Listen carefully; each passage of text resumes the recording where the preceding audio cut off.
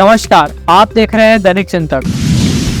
आज केंद्रीय गृह मंत्री अमित शाह भारतीय जनता पार्टी द्वारा आयोजित परिवर्तन संकल्प महासभा के कार्यक्रम में शामिल होने के लिए राजनांदगांव पहुंचे हैं।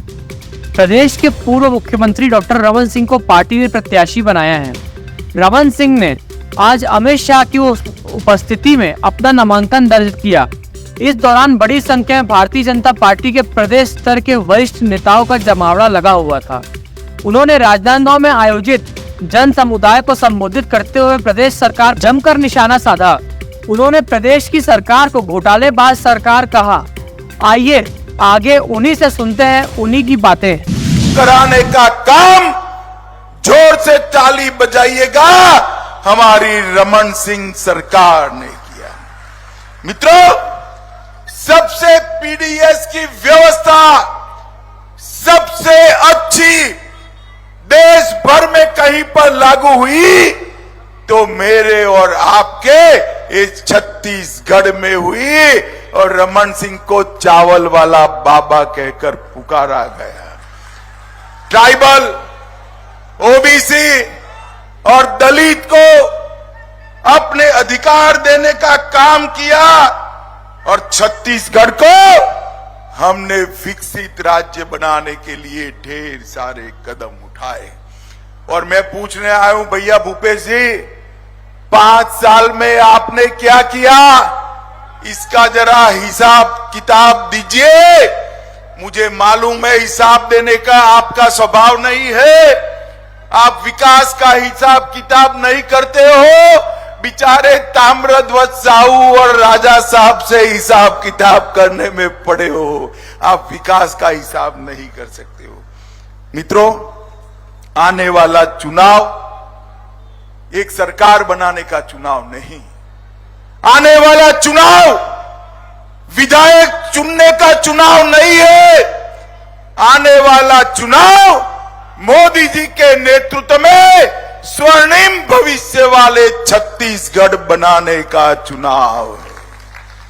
हर छत्तीसगढ़िया ने एक एक वोट मोदी जी के नेतृत्व में स्वर्णिम छत्तीसगढ़ बनाने के लिए देना है। छत्तीसगढ़ हमारे 15 साल के शासन में खाद्य और पोषण सुरक्षा देने वाला भारत का सबसे पहला राज्य बना। कौशल विकास उसका अधिकार देने वाला सबसे पहला राज्य बना। 150 दिन तक, जोर से ताली बजाइएगा, 150 दिन तक रोजगारी देने वाला सबसे पहला राज्य बना। महिला मजदूरों को मातृत्व अवकाश देने वाला पहला राज्य बना, और माताओं बहनों को पंचायत चुनाव में 50% आरक्षण देने वाला पहला राज्य भी ये बना। इन्होंने छत्तीसगढ़ को कांग्रेस ने बीमारू राज्य बनाकर छोड़ा था।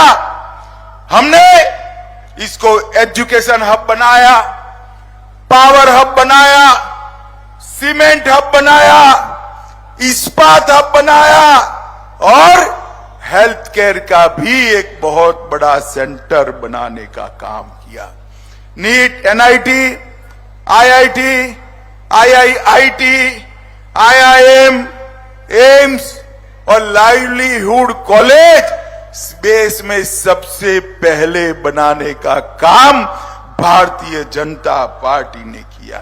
और मित्रों, भूपेश जी ने क्या कहा किया, 5 साल से 30% भूपेश कक्का सरकार चलाने का काम ये भूपेश जी ने किया। मित्रों, भूपेश बघेल ने छत्तीसगढ़ को कांग्रेस के दरबार का एटीएम बनाकर रखा है, एटीएम बनाकर रखा है। छत्तीसगढ़ के मेरे आदिवासी युवा के अधिकार का पैसा दिल्ली दरबार की कांग्रेस की तिजोरी में जाता है। दलित युवा का पैसा दिल्ली दरबार की कांग्रेस की तिजोरी में जाता है, और मेरे पिछड़ा वर्ग के युवा भाइयों बहनों का अधिकार भी ये इनके एटीएम के थ्रू दिल्ली में जाता है।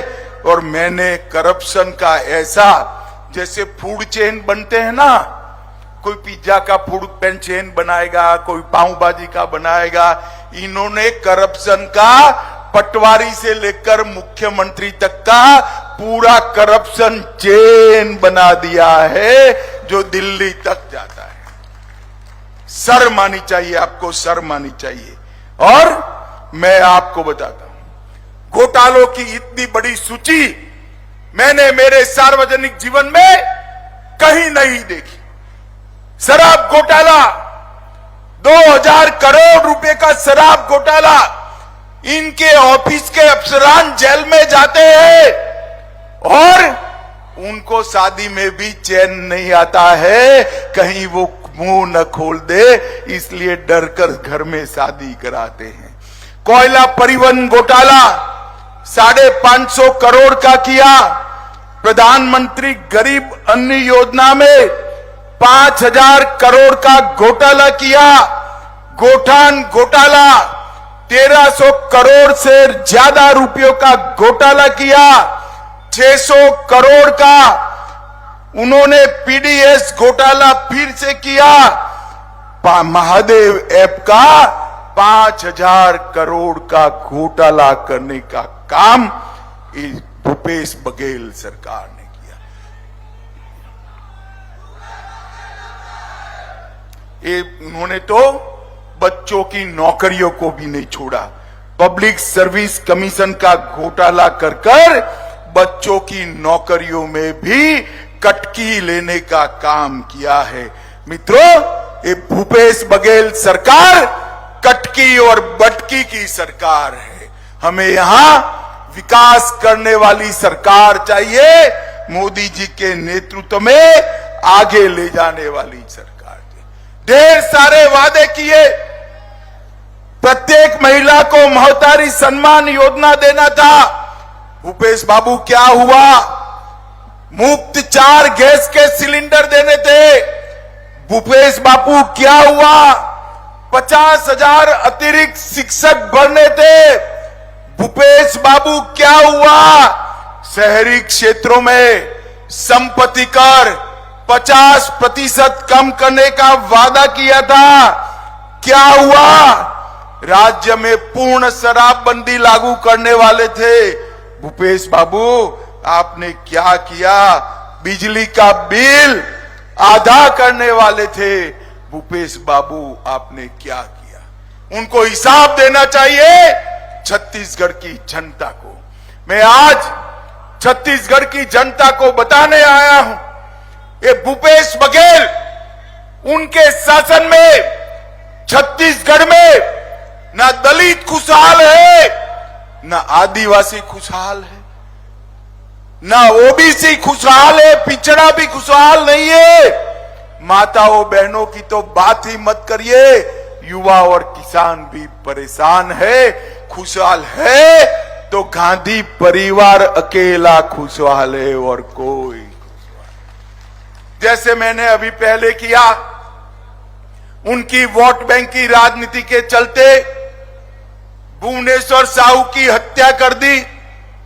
आप क्या चाहते हैं कि छत्तीसगढ़ फिर से एक बार एक कौमी दंगों का केंद्र बने? चाहते हैं क्या? जरा जोर से बोलो, चाहते हो क्या? भुवनेश्वर साहू को न्याय मिलना चाहिए या नहीं मिलना चाहिए? अगर कांग्रेस फिर से चुनकर आती है तो यही तुष्टीकरण की, यही वोट बैंक की राजनीति कांग्रेस पार्टी आगे बढ़ाएगी। और मैं आपको कहता हूं, एक बार कमल फूल की सरकार बना दो। ये जिन्होंने भ्रष्टाचार किया है, पाई पाई उनसे वसूलेंगे और उनको उल्टा लटका कर सीधा करने का काम ये भारतीय जनता पार्टी की सरकार करेगी। भाई और बहनों, मोदी जी के नेतृत्व में हमने पूरे देश का सम्मान बढ़ाने का काम इस देश के प्रधानमंत्री जी ने किया है। अभी अभी विधानसभा और लोकसभा में 33% माताओं बहनों को रिजर्वेशन देने का काम भारतीय जनता पार्टी की सरकार ने किया। चंद्रयान भेजा, G20 हुआ और छत्तीसगढ़ के ढेर सारे लाभार्थियों को नरेंद्र मोदी सरकार का फायदा मिला है। मित्रों, मैं आपको बताना चाहता हूं कि राजनांदगांव में मेडिकल कॉलेज 370 करोड़ रुपए का, 330 करोड़ के फ्लाईओवर, 48 करोड़ के शिवनाथ व्यय प्रवर्तन योजना नहर, 18 करोड़ से पेंड्री में निवास स्थानों, 15 करोड़ रुपयों से मातृ शक्ति के लिए अस्पताल, 13 करोड़ रुपए एजुकेशन के लिए और 10 करोड़ रुपया मॉडल कॉलेज और वंदे भारत ट्रेन का सौगात भी नरेंद्र मोदी सरकार ने किया है। और मैं आज भूपेश जी को पूछना चाहता हूं, भूपेश जी, 2004 से 14 केंद्र में यूपीए की सरकार थी, कांग्रेस की सरकार थी, क्या दिया आपने छत्तीसगढ़ को? हिसाब लेकर आइए माताओं, भाइयों, बहनों। 2004 से 14 में केवल 77,000 करोड़ रुपया छत्तीसगढ़ को 10 साल के अंदर दिया। कितना दिया? जरा जोर से बोलिए, कितना? 77,000 करोड़। कितना? और मोदी जी ने 2014 से 23 उनके 10 साल बनाम हमारे 9 साल 77,000 करोड़ की जगह पे 3,01,000 करोड़ रुपया छत्तीसगढ़ को भेजने का काम किया। हमने नक्सलवाद पर नकेल कसी, 38 लाख किसानों को हर साल 6,000 रुपया दिया, 24 लाख घरों में पीने का पानी पहुंचाया, 2 करोड़ गरीब छत्तीसगढ़ वासियों को 5 लाख तक का पूरा स्वास्थ्य का खर्चा नरेंद्र मोदी सरकार ने उठाया। 38 लाख माताओं के घर में शौचालय का निर्माण किया, लगभग 6 लाख माताओं को गैस का सिलेंडर दिया और लगभग 11 लाख लोगों को घर का भेंट देने का काम हमारे नरेंद्र मोदी जी ने किया है। मित्रों, नरेंद्र मोदी जी, मैं आज यही कहने आया हूं कि इन्होंने दिए हुए 315 वादे तो पूरे नहीं किए, चरण पादुका भी छीन ली, साड़ी वितरण योजना भी बंद कर दी। खैर 325 वादे से तो मुकर गए, पर उन्होंने यहां एटीएम लगाकर छत्तीसगढ़ की जनता का पैसा दिल्ली के दरबार में कांग्रेस कार्यालय में पहुंचाने का काम किया है। मुझे बताओ माताओं, भाइयों, बहनों, जिन्होंने छत्तीसगढ़ के भविष्य को इस तरह से बर्बाद किया है, वो भूपेश बघेल को फिर से मौका दे सकते हैं क्या? जोर से बोलिए, दे सकते हैं क्या? जिस तरह से भुवनेश्वर साहू को रौंद रौंद कर मार डाला, वो सरकार को रिपीट कर सकते हैं क्या? जोर से बोलिए, कर सकते हैं क्या?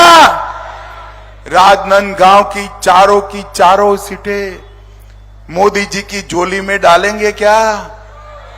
जोर से बोले, ऐसे नहीं, मोदी जी तक आवाज जानी चाहिए, डालेंगे क्या? चारों प्रत्याशियों को प्रचंड बहुमत से जिताएंगे। यहां हमारे 7 प्रत्याशी है, 7 को प्रचंड बहुमत से जिताएंगे। भाजपा सरकार बनाएंगे। 24 में फिर से मोदी जी को प्रधानमंत्री बनाएंगे।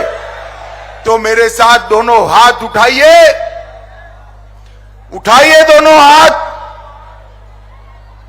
विजय के संकल्प का मुट्ठी बींचिए और प्रचंड आवाज से बोलिए, भारत माता की, भारत माता की, वंदे वंदे वंदे।